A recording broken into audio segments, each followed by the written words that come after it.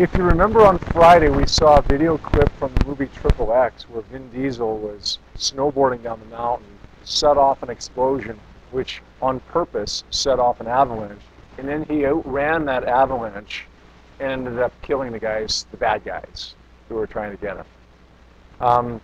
This worksheet is based on that video, although you didn't actually need to see the video in order to complete this worksheet. It's a kinematics worksheet that basically is a little bit of a test, a mathematical test, to see if the video that we saw the other day on Friday was realistic or not.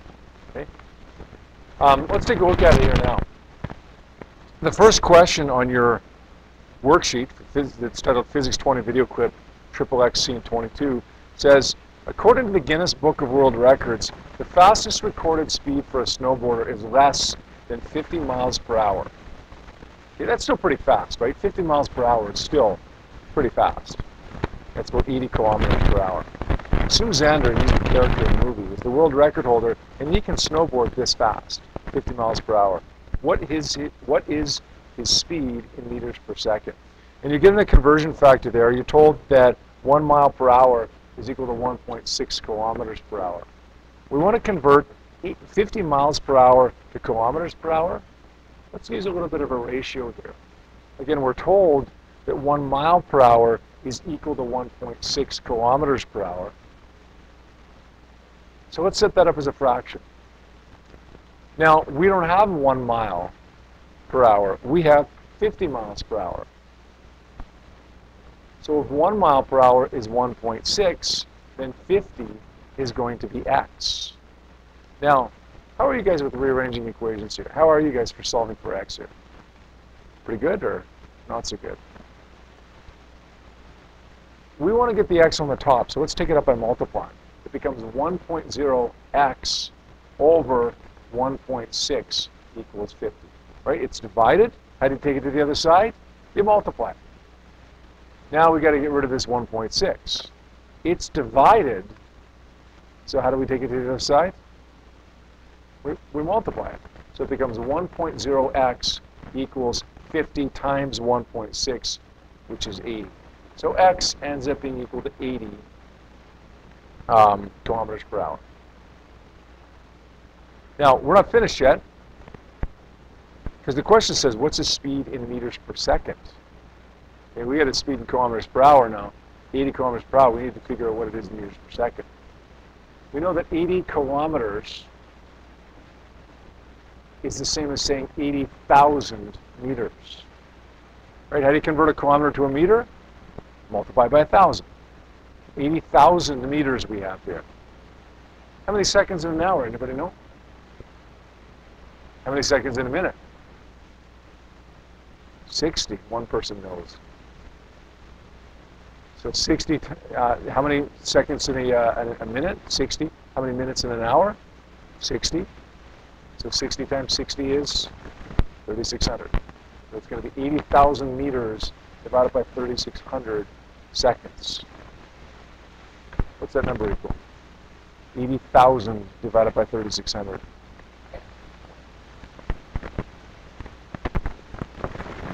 22.2222. Does that make sense? Does that conversion make sense? That's a little bit tricky. We're going from kilometers per hour to meters per second, which in this case we have to do because we're asked to do that. Don't make it harder than it has to be. You know how to convert kilometers to meters? Then do that. You know how to convert hours to seconds? Then do that. Well, if you do them both separately, like we just did, then we end up converting kilometers per hour to meters per second. So that's the answer to question number 1, 22.22222. Technically, according to the right number of digits, it should actually be just 22 meters per second. But we're going to leave it as the unrounded number in case we need to use this number later on. Okay, question number 2 says, a typical power avalanche moves at a speed of between 60 meters per second and 90 meters per second. Is it possible for Xander to outrun the avalanche as in the movie clip? Why or why not? What's the answer to that question? Yes or no? Is it possible for him to outrun this avalanche? Even if this avalanche is moving at 60 meters per second, the lower end of speed, is it possible for him to outrun it? Remember, he's the fastest snowboarder ever in the world at 22 meters per second. 22 meters per second is fast. That's about 2.5 times the length of this classroom in 1 second. But he still can't outrun the avalanche that's traveling minimum 3 times faster than he is. Right? No, he can't. Simple answer to the question, why can't he outrun the avalanche? Because the avalanche is moving faster, and it's going to catch up to him at some point. It's going to catch up to him. Now, question number 3 is a bit of a tricky one. This one says, assume Xander is snowboarding at the record speed of 50 miles per hour, or 22.22 meters per second. The avalanche is moving at the lower limit of 60 meters per second, and Xander gets a 10-meter head start on the avalanche. How much time would elapse between the time that the avalanche starts and the time that the avalanche catches up with him? Anybody think they have an answer to this question? Yes, Fraser?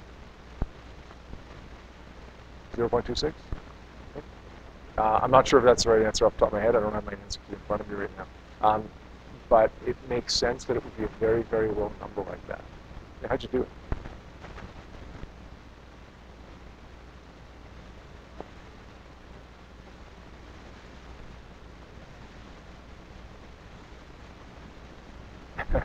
Don't know.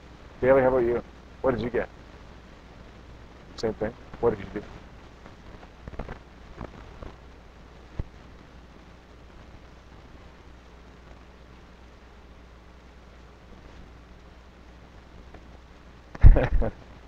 I'm not sure exactly what you just said there. Let me show you what I would have done here, and then we'll see, Bailey, if it kind of matches up with what you did there. Okay.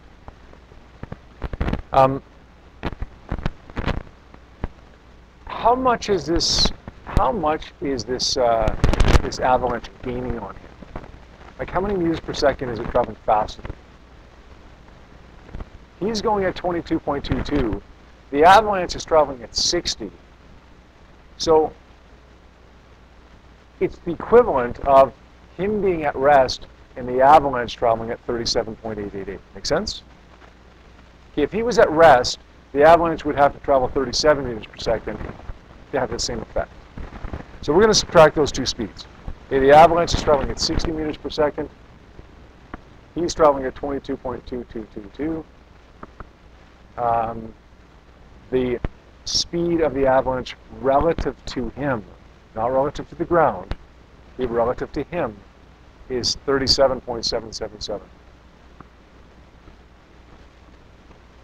meters per second. Now, if the avalanche is gaining 37.777 meters per second on him each second, then how many seconds does it take to gain 10 meters on him?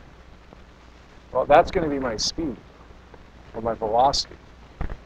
The displacement that this avalanche has to cover on him is 10 meters, because he gets a 10-meter start. We're looking for the time. So we're going to say V is equal to delta D over delta T. And we're going to rearrange it to solve for T. That's a tricky one to rearrange too, solving for that thing on the bottom. Let's get it to the top first. If we want to get rid of the T on the bottom and get it to the top, how do we do that? Times it. It's divided, so let's times it. It becomes V times T equals delta D. So far, so good? Now, we want it by itself. So we also have to get rid of the V now that we have the T up to the top. T is multiplied by V, so how do we get rid of that V? We divide it. Good.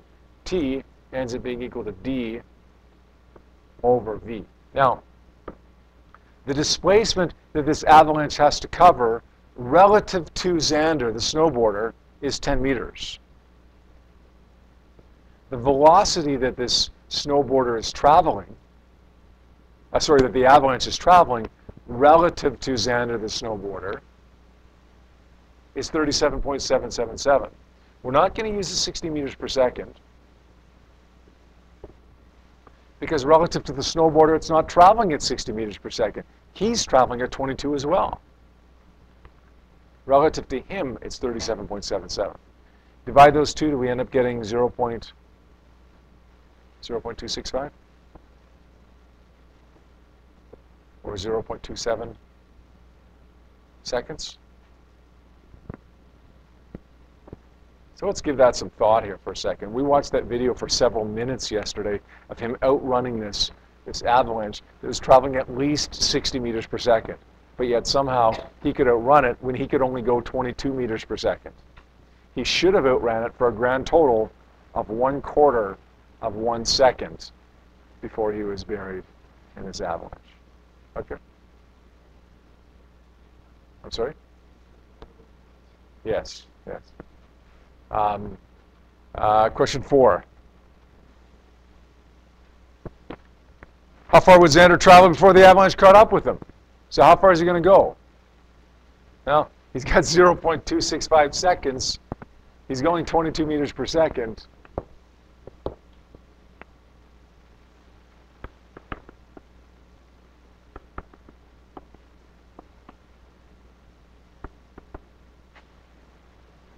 How far do we think he's going to go? Once again, we're going to use the equation v equals d over t, but this time we got to rearrange it to solve for d. Let's get rid of the t. It's on the bottom. How do you take it to the top on the other side? Divide it by t. Let's multiply by t to get it to the other side. V times t is equal to d. D ends up being equal to 22.222. And we multiply that by the time of 0.265 seconds. What do we end up getting for that, guys?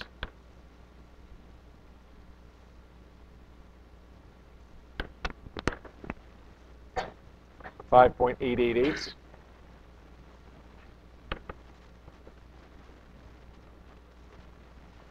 So here's perspective here, okay? We watched that movie for several minutes yesterday. He went probably several kilometers outrunning this avalanche. The real distance that he could run it, best case scenario. Remember, he's the fastest snowboarder in the world, and this avalanche is a pretty slow power avalanche. Okay, so the two extremes here. Best case scenario for him, he could travel from this wall to about right here before the avalanche completely buried him. So not realistic at all. Right? Not realistic at all. Question 5, this is my favorite one, if anybody caught this. It's interesting that Xander is able to hold on to the antenna as the avalanche passes over him, and then he's able to dig himself out. First of all, if you get buried by an avalanche, it's pretty hard to dig yourself out because you don't know which way's up. You get buried by the avalanche, you're disoriented to the point where you don't know which way is up and which way is sideways and which way is down. You end up digging yourself into a deeper hole just as easily as you dig yourself out. So that's a little unrealistic, but it gets way worse here. There's a very clear indication earlier in the clip that the avalanche has far too much kinetic energy for this to ever be possible. What was that indication? Anybody catch that? My favorite part of the whole thing. Okay? Yes. Yes, I mean, this avalanche went over a shack and destroyed this shack in a second. Completely destroyed it. And yet, it goes over him and he just climbs out of it and says, he loves fresh powder. Give me a break. Give me a break. Question 6, Hollywood physics though. Right there, Hollywood physics, right? 6, is it ever possible to outrun an avalanche? No, I would suggest no, it's not possible. I forget what they say you're supposed to do. I think you're supposed to actually try to swim with it or something like that. But don't quote me on that. If you're ever caught in an avalanche, don't say, what did Mr. Dickie tell me? Don't take my advice if you ever are stuck in an avalanche. But I think that's what you're supposed to do, is kind of swim with it or something.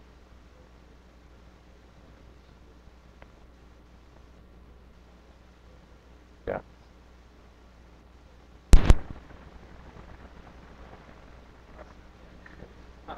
Yes, don't be there. Don't be in the avalanche. Make sure you take your emergency beacon and all that stuff, yeah. How do you find out which way's up? You're buried in this avalanche. How do you find out which way's up? Yeah, no, exactly. That's exactly it. If you're in a little air compartment, if you can breathe at all, if you're in a little air compartment, drop something. Drop something. Which way does it fall, right? That way's down. because gravity isn't really tricked by avalanches. Your perception of gravity is tricked by an avalanche, but real gravity isn't affected by it. Good? Any issues with this worksheet? Okay, today we're going to move on a little bit here. A little bit of a change of pace here. Yep. Yeah, a little bit. Just see me after class. Today we're going to talk about position time graphs in preparation for a little activity that we're going to do tomorrow with position time graphs. All of this stuff relates to the whole v equals d over t thing, the whole constant velocity thing that we've been talking about for the last couple of days. And in a short time, you're going to see exactly how it relates to that. Right now up on the board, you see 5 different shapes of graphs. All 5 of these graphs are position versus time graphs. We call them position versus time because position is on the y-axis, time is on the x-axis. 5 different shapes. The first thing that I want to do here today is identify what each of these 5 shapes of graphs represent. What do they mean? Okay, what's happening to the object that's described by each of these 5 graphs? Can anybody tell me about the first one? What do you think is happening on that straight line graph? Let's say it's a car traveling down the road. Is that car speeding up? Is it going at a constant velocity? Is it slowing down? Is it going backwards? What's happening to the car in this first diagram right here?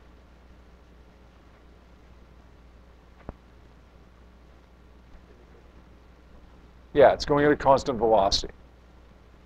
Position's a vector, so then we're going to be talking about velocity here as opposed to speed. So it's traveling at a constant velocity. It's not changing its velocity. We know that ultimately because if we take a look at a very short interval of time, it covers a certain amount of position or a certain displacement during that time. If we look down the road at the same interval of time, still the same short interval of time, the displacement or the change in position ends up being the same. If the position, or the displacement I should say, isn't changing in the same interval of time, then the velocity must be remaining constant as well. So we're going to call this one constant velocity. In fact, we're going to call it a constant positive velocity. It means it's going in the positive direction, whichever direction that is that we define as positive. If we define east as positive, then this is a constant velocity to the east. If we define west as positive, then this is a constant velocity to the west. It's a constant positive velocity. Second one, this one's a bit tricky. We got a straight line again, but this time it's a flat line. Yep. Good. It's not moving. Now, I don't want you to memorize the answers to these. Okay, I want you to look at this graph just like you did on this one and say, hey, what makes sense here? Here, the position isn't changing. The position at this moment in time is right here. The position at this moment in time is right here. If the position hasn't changed, it must be stopped. It must be not moving. Or you could say a constant velocity because it's a straight line. But what would that constant velocity be? Constant velocity of 0. It's easier just to say that it's not moving.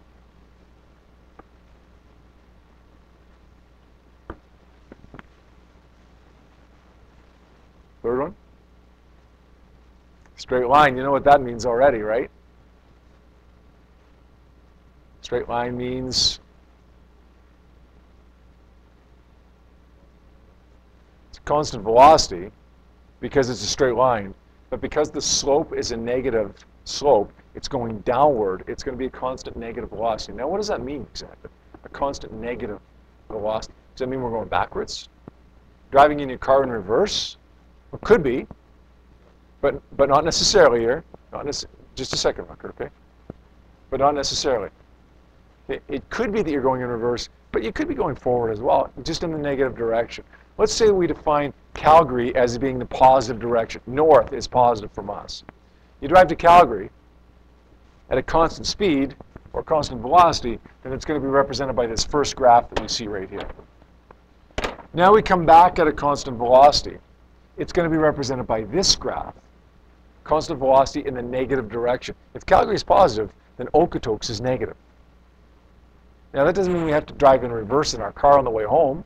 You could. It would still be a constant negative velocity. It'd be a little awkward. You're driving down the highway in reverse. You know what you should do sometime? Somebody should modify their car to make it look like it's going backwards, but really going forward. So you're traveling down the highway at 110, looks like in reverse. I think that'd be quite clever, don't you? Constant negative velocity going in the negative direction, not backwards. Not necessarily backwards, anyways. Okay, here's a toughie right here. What about this one, this fourth one here? We got a position versus time with the line sloping upwards, curving upwards here. Anybody want to take a stab at this? Aiden? Yes. Yes, it's increasing velocity. Rutger. He answered the question, okay? It's increasing velocity, right? If we take a look at the slope of the graph, okay, the slope is increasing. It gets steeper and steeper and steeper and steeper. That means that the velocity is getting higher and higher and higher and higher. What's another word for that? What's a word that describes increasing velocity? Yep. Good. Acceleration. Speeding up. If I give you a quiz on this, which I won't tomorrow, but I probably will the next day.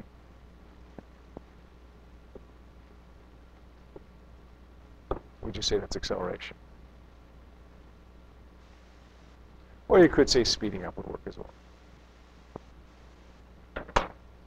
Finally, this one's going to mean it's curving upward, acceleration. Curving downward is going to mean deceleration or slowing down, right? I'd accept either one of those.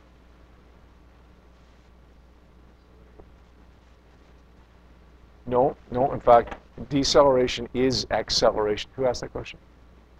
Deceleration is acceleration. It's just a negative acceleration. So you could say there, deceleration, you could say slowing down, you could say negative acceleration. They all mean exactly the same thing. Okay? And we talk about, over the next couple of weeks, we'll be doing a lot of acceleration stuff. Sometimes it's speeding up, sometimes it's slowing down. You don't even have to ever use the word deceleration if you don't want. Okay? Because when an object is slowing down, we still call it acceleration. It's just a negative acceleration. Some people like to call it deceleration, but you don't have to. It means the same thing. I got one more for you that I didn't draw up on the board. I'm not sure why I didn't draw this on the board. Okay, here's a tough one. Here is the toughest one yet. Maybe the toughest one ever.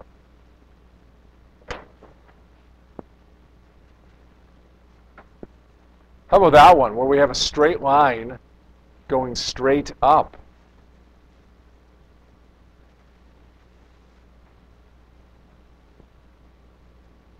Okay.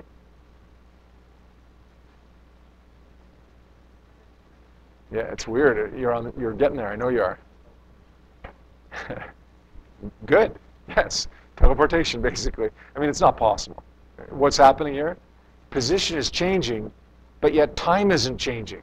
So you're going somewhere without time going by. Is it possible? Like, not as far as we know, right? It's physically not possible as far as we know. At least not yet. So, I mean, that was a trick one, right? I'm not going to give you that on a quiz because you can't really do that. I'm going to give you one more, guys. One more quick one.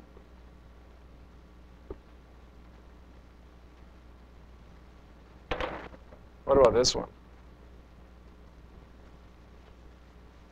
Position is changing, time is changing, so this one's got to be possible, right? Rutger? Yeah, you're accelerating here, you're speeding up, and then you're saying, well, what does this mean? Well, it doesn't really make any sense to talk about what it means because you're going back in time. If this is 1 second, 2 seconds, 3 seconds, 4 seconds, 5 seconds, well, now you're going back 5, 4, 3, 2, 1, which, again, as far as we know right now, we can't do that. We can't go back in time. So you're not going to get that one either. Does this make sense? You don't have them memorized again. Let's understand them. Okay, we got limited space in our brains. We all do. And there's a lot of things to remember in school. Don't memorize things you don't have to memorize. Just understand it. It makes sense to you that this one is not moving, and this one is moving, but it's constant velocity because it's a straight line, but it's a negative slope, so it's a constant negative velocity, and so on. Reason through it when you see those. All right? Now I want to look at how to find specific numbers on these graphs, not just what they mean, but how to find certain things on the graph. 4 main things. The first one being position. How do you find the position on a graph that has position on the y-axis and time on the x-axis? A position time graph. I don't care whether it's a straight line or a curved line or whatever. It doesn't matter. How do you find the position on any position versus time graph? I'll give you a hint. It's easy. It's easy. If you want to find the thing that is in the title of the graph, you're always just going to read it straight off the graph. There's no calculation here. You want to find the position on a position time graph at this moment in time, go up and over. That's the position at that moment in time. You want to find the position at this moment in time, go up and over. That's the position at that moment in time. No matter what the shape of the graph is, any of those 5 that I gave you, any of those 7 that I gave you, you want to find the position at one particular moment in time, go up and over on your graph. And we'll do an example of this in just a moment here, okay? So you're not working on this worksheet that I handed out quite yet, okay, but in a moment we're going to apply this stuff to the example on the front of the worksheet that I gave you. All right, we want to find displacement. You guys remember what displacement's defined as? Yep. Change in position, all right. If displacement is the change in position, and we already know how to find position by going up and over, then how are we going to find displacement? Let's say we want to find the displacement between here, this moment in time, and this moment in time. Go ahead. No, no.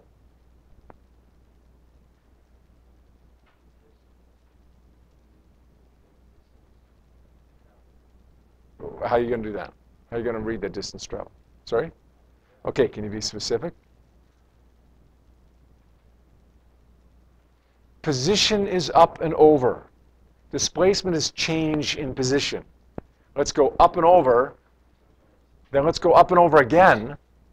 And then let's subtract them. Okay, let's go up and over, and then subtract.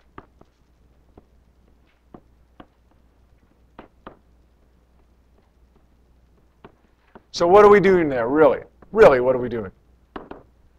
We're getting a position by going up and over. Then we're getting another position by going up and over.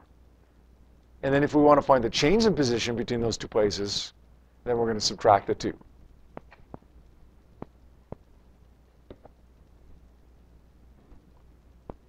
The average velocity on a position time graph. Well, you guys remember the equation for velocity, right? Velocity is displacement over time. How do we get displacement? We just talked about that, right? It's up and over, subtract the 2. That gives you displacement, and then we're simply going to divide that by the amount of time that's gone by. So these kind of flow one after another, right? You want to get the position? Great, up and over. You want to get the displacement? Okay, let's use the position to get the displacement. You want to find velocity? All right, let's use the displacement to get the velocity. Up and over. Then up and over, subtract. Then use that to divide by time to get velocity. Then, what does instantaneous mean? That's a mouthful. Instantaneous. How many syllables is that? 5? Instantaneous. Is that 5? 5-syllable word in physics. My goodness. I think you're in English class or something here. How do you find the, what does that mean? The instantaneous anything, for that matter. Yes. The velocity at one moment in time. Okay, the instantaneous time right now is 10:53 a.m. My instantaneous velocity, my velocity at this moment in time is 0. But right now it's not. My instantaneous velocity right now is about 2 meters per second. Okay, the velocity at one particular moment in time.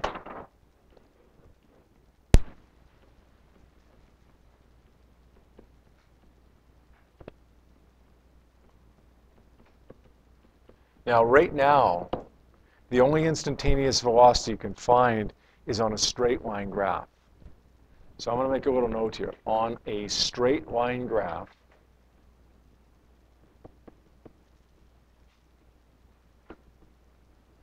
what are we going to do? Well, straight line graph, it's a constant velocity, right? If we've already found the value of that constant velocity, then we know the instantaneous velocity everywhere. Think about it. If the velocity on this graph is 5 meters per second from start to finish, then what's the velocity right now? 5. What is it right now? 5. What is it right now?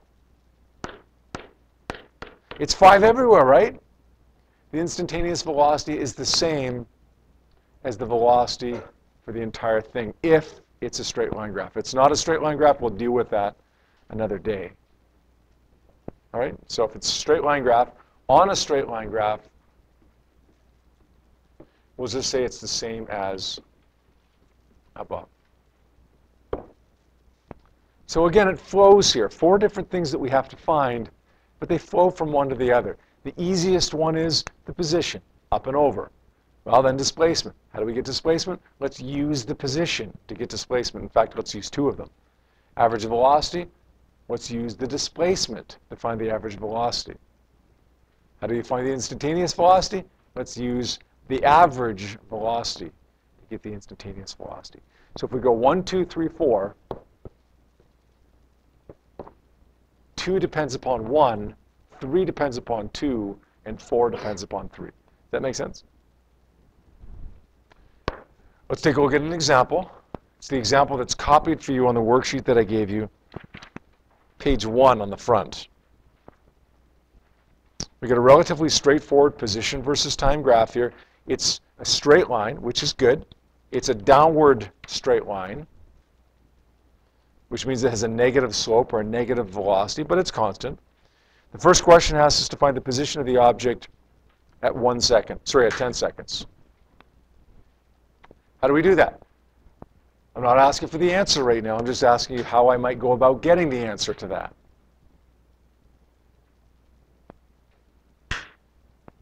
Up and over. Good. So let's go to 10 seconds. Let's go up, and let's go over. What's the position at 10 seconds? It's a pretty easy question at this point. What is it? 30 meters to the east. Good. Don't forget that direction, okay? Direction's given to us right here, so let's put the direction in our answer. 30 meters to the east. So where is this object at 10 seconds? 30 meters away.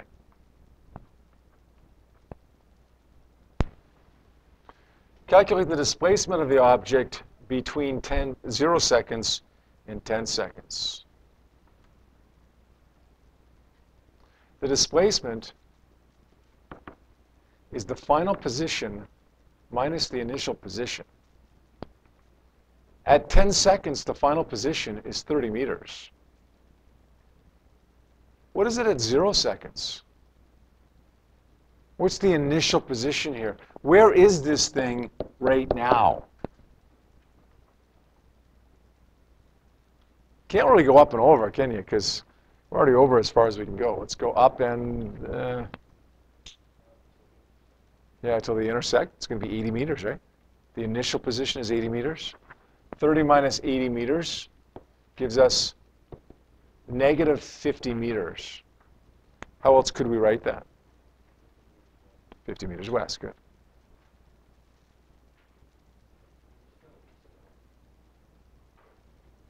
Yes, you are.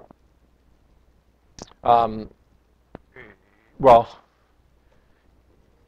your position is east. Who said that? Okay. Your position is east, but your displacement is not. Okay, let's think about this. Okay, let's say that wall over there, okay, on the blind, the outside wall there, is our 0 point. Okay, let's say that This is east, which it is. Okay, if I point towards the door of the classroom, it's east. So let's say that I started out 8 meters east. Okay. Now I'm 5 meters east. I'm still east of that, right? But what's my displacement? 3 meters to the west. So your position can be east in both cases, but your displacement, your movement, can still be to the west. Does that make sense? That's a good question. Yeah, that's a good question. But there's no conflict there. It just seems like there is. All right. What's the average velocity between 0 and 10 seconds? Well, average velocity is found by displacement over time. The displacement we know. It's 50 meters to the west, or we can say negative 50 meters. The time is 10 seconds. It's going to give me negative 5.0 meters per second. That's another way to say that.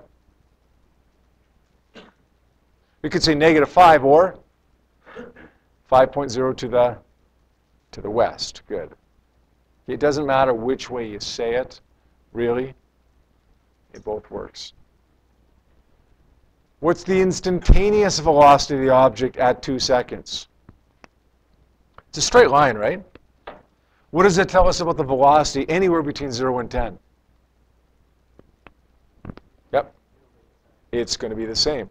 So if the velocity anywhere between 0 and 10 is negative 5, what's the velocity at 2? Negative 5, right? Or 5 meters per second to the west.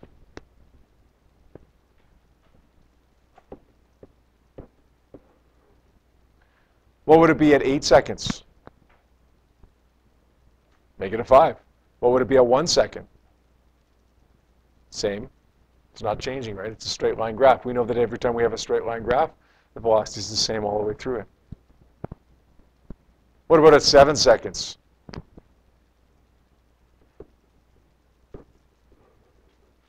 Isn't it the same thing as well? The velocity is not changing. Then all we have to do is find it once, and we've got it for the rest of them. That's your question? I'm sorry? Good. Thank you. Okay, must be right then, guys. It's not just me that says it, so it must be right. Okay, flip that page over, and I'd like you to, at your seats, please, work on the 4 questions. I believe it's 4 questions, isn't it? Yep, 4 questions that are on the back of that worksheet, please. Let's take a look at question number 1 here. This one said, what's the position at 7 seconds? Want to find a position, you remember? What do? 3 words. Up and over. 7 seconds. Okay, up at 7 seconds. Over, the position at that time is going to be 30 meters. Okay, easy enough, right? Easy enough if you remember how to do it. If you don't remember, it's not so easy. The displacement between 0 and 5 seconds. Well, displacement is change in position. So we need the position at the initial part of it at 0 seconds. Okay, that's 0 meters. And at 5 seconds, the position is 30 meters. So the displacement here, the change in position, is final position minus the initial position, which is 30 meters. So it's the same answer we got in question A, but just coincidental. It's purely coincidence that it's the same answer, just because of this particular shape of this particular graph. What's the average velocity between 0 and 5 seconds? Well, we know between 0 and 5, it's a perfect straight line, isn't it? What does that tell you about that velocity? It's not changing. If it's not changing, then all we have to do, if it's not changing, okay, all we have to do is use that equation that we learned last week. V is equal to delta d over delta t, the equation for constant velocity. The displacement here is 30 meters. We just found that in question B. Divided by the time of 5 seconds, we get 6.0 meters per second. What's the average velocity between 0 and 9? Somebody asked me as I was walking around and you guys were working on these questions, do we have to draw a line now joining this point to this point? The answer is no, you don't have to. Could you? Sure. You could draw a line, but you don't have to. Okay, we're not looking for the slope necessarily. It's the same thing as the slope, but we're not thinking of it that way. Average velocity for us is displacement over time. You don't need a line there to find displacement. The displacement is, well, at 9 seconds, the position is 30. At 0 seconds, the position is 0. The displacement is 30 meters.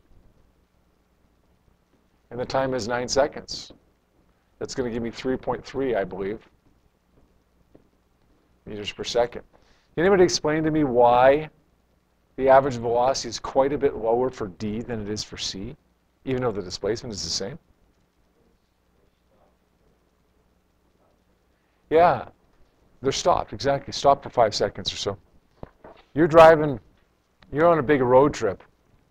I don't know about you guys, but I'm a numbers person, so every time I'm driving, like I'm always looking at numbers and in my head thinking, okay, I'm making a good pace of 100 kilometers per hour, or I'm under 100 kilometers per hour, whatever. I'm always looking at that kind of stuff. To me, that's what kind of passes the time. You know, it makes a long trip kind of manageable. You know, you're driving for 4 hours, and you know you're making good time, and you're averaging 104 kilometers per hour. And then it's like, you got to stop. You got to stop for a break, for a bathroom break, or to get a Coke or something like that. And then all of a sudden you get back in your car and you realize, oh man, my average velocity went from 103 kilometers per hour to 96 kilometers per hour. Well, how did my average velocity go down? I wasn't going anywhere. Because velocity is displacement over time. Displacement didn't change while you were stopped, did it? But time did. Time got bigger. So when you stop, as we have in the second phase of this graph, that's going to decrease the average velocity. All right. What's the instantaneous velocity at 3, does that say 3 seconds? The instantaneous velocity at 3 seconds.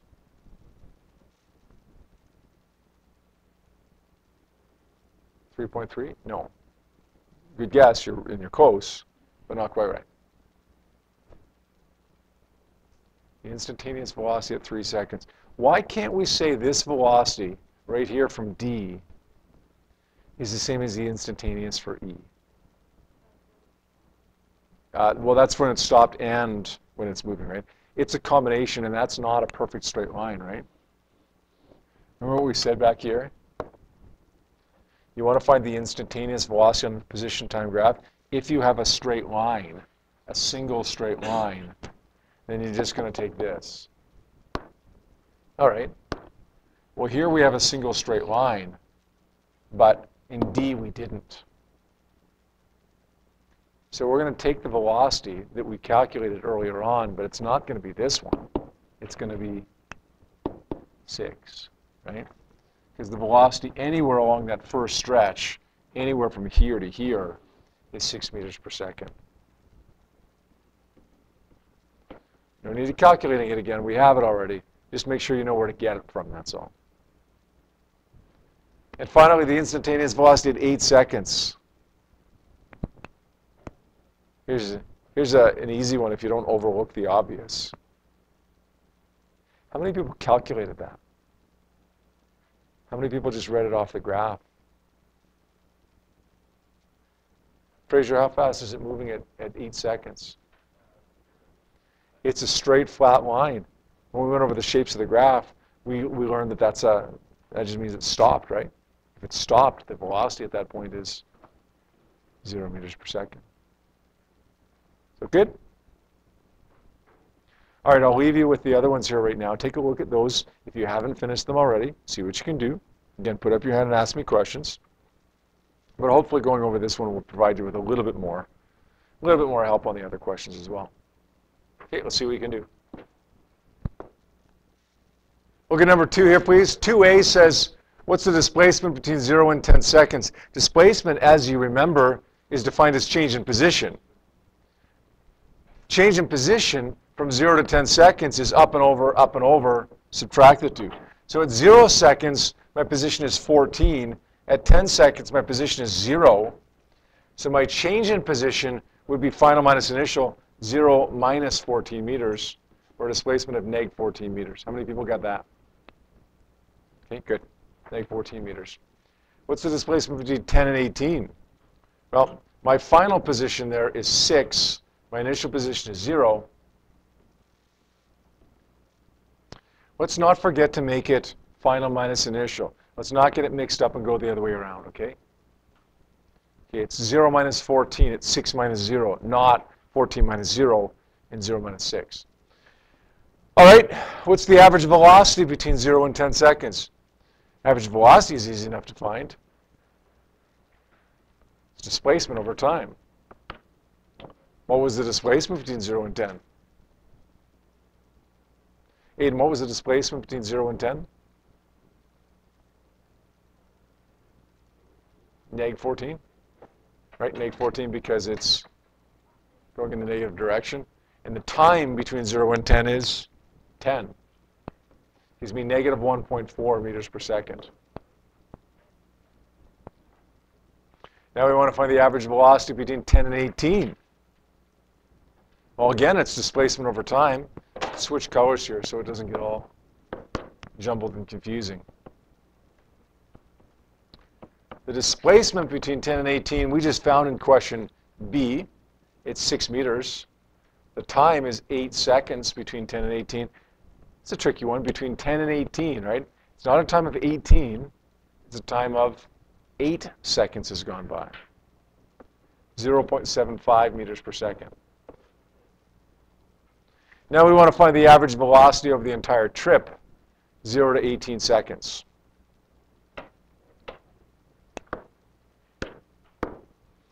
Well, it's going to be displacement over time. What's the displacement between 0 and 18? What's the position? Final minus initial position, right? It's going to be 6 meters minus 14 meters. Does that make sense? Final position minus initial position divided by the time of 18 seconds. Negative 8 over 18 is negative 4 over 9, 0.44. Negative 0.44, right?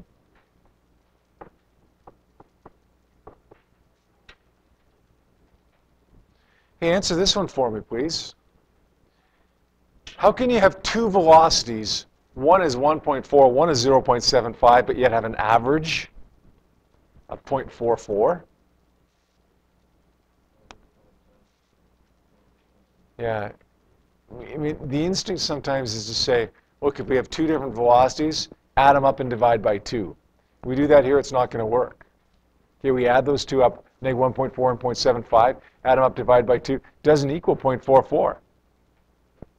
Why not? Here's another example for you. Okay, I drive to Edmonton. I like that example of Edmonton because it's easy. The highway's easy, whatever. Driving to Edmonton. I'm averaging 110 kilometers per hour the entire way. Okay, perfect. Cruise control, set at 110 the entire way, except a gasoline alley in Red Deer where I stop to grab a bag of chips and a bottle of Coke. I'm in Red Deer for 3 minutes while I grab my chips and Coke. What's my velocity while I'm in Red Deer? 0, right? So I was going at 110, and I was going at 0. Is my average velocity 55? No, it's like 109 or something, right? 108, 109, right? Why isn't it 55? Why can't we just add them up and divide by 2? Because the times were different. That make sense? I was going for 110 for 3 hours, and I was going at 0 for 3 minutes. We can't just add them up and divide by 2. Okay? You want to find the average velocity here? We can't just say negative 1.4 plus 0.75 divided by 2. Okay, we've got to take the total displacement and the total time each and every time. All right, 3 and 4, what we have left here. Again, if you're finished, just sit patiently and wait for a few people to finish up. If you're not, then just keep working. Number 3, bit of a quicker one, this one. There's only 4 questions here. What's the position at 30 seconds? Well, we know what to do, right? It's up and over. 30 seconds is 6 meters. The displacement between 0 and 45 seconds. Well, technically, we got to go up and over and subtract the two, but you can look at this graph and say it's constant. It's the object is stopped, right? So what's the displacement if the object is stopped? 0. You could say 6 minus 6 is 0, or you can just look at it and say the displacement's got to be 0 meters. The average velocity between 0 and 45, displacement over time, so, right, 0 over 45 is 0. Well, if the average velocity is 0, then what's the instantaneous velocity at 15? 0. So if you caught the little trick there, it's a pretty quick question, right? Pretty much everything is 0. Let's take a look at the last one here. Here's a curved line. So that whole thing with instantaneous velocity, we can't do on this one. Okay, we're going to learn how to do that, but right now we can't do it. We can just deal with that for straight lines. What's the position at 6 seconds? Let's go up and over. Looks to be about 3 meters. The position at 0 seconds is 0 meters. At 8 seconds, it looks to be about 5 meters. What's the displacement between 0 and 8? Displacement is defined as change in, right? Change in position. So therefore, it's going to be final position minus initial position. It's going to be 5 meters minus 0 meters, or 5 meters. Now, I'm asking you to find the average velocity here, but not the instantaneous velocity. Okay, we don't need a straight line to find an average. Okay, we just do right now to find an instantaneous. The average velocity is still displacement over time, whether it's a straight line or not. The displacement is 5 meters, as we just found in question D, and the time is 8 seconds. 5 divided by 8 is 0.625, 0.63 meters per second. Good.